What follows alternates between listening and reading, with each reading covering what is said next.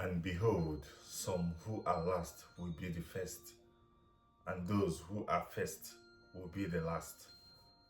While growing up, I love quoting this part of the Bible for some reasons that is actually different from the intention of the reason anyway.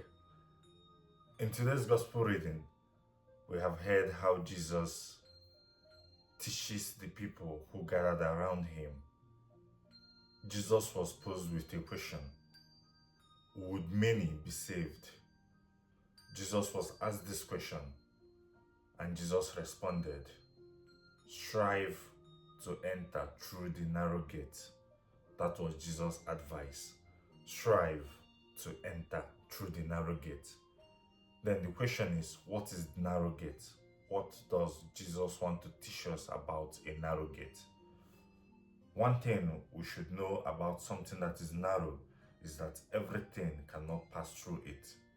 You have to loosen yourself.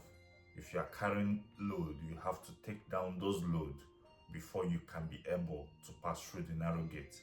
And another thing to know about a narrow gate is, on the narrow gate, you have to set priority. While standing or trying to pass through a narrow area, you have to decide, what am I holding that is most important to me?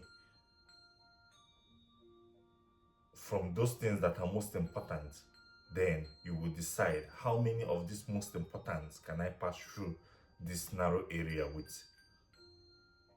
So passing through the narrow gate that Jesus is talking about is more like telling us that we should prioritize and set our target. We should know the necessary things that we need for our salvation.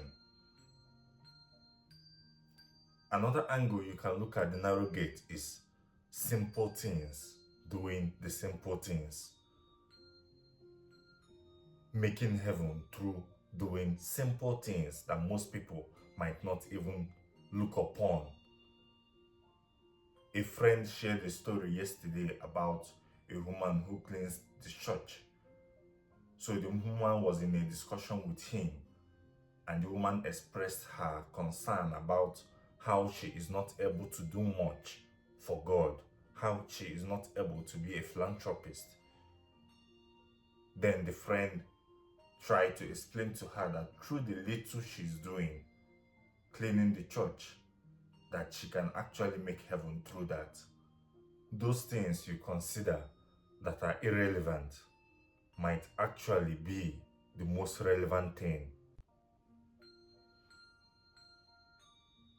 There are actually so many saints, or a couple of saints, who are known or remembered by their action of doing little work.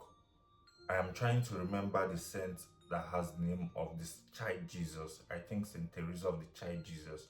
I am not too sure. Another saint is Saint Zita, an Italian maid. These saints did little things that most people wouldn't consider as being something big. They passed through the narrow gate through doing narrow things, through doing the things we consider little. So from these two angles, we will try to understand what Jesus is trying to teach us today about passing through the narrow gate. You mustn't do too much. If you follow me and know me well, I always advocate on little things that can make us heaven. You mustn't do too much. Just be faithful in that little you are doing. Be faithful in that little you think you have. Use it productively. Use it for the service of God. Let us pray today, dear friends, for the grace to recognize the narrow gate, for the grace to place our priority well, to be able to pass through that narrow gate after we have recognized it. Thank you for joining me into this. The Word Nourishes. The Word nourishes.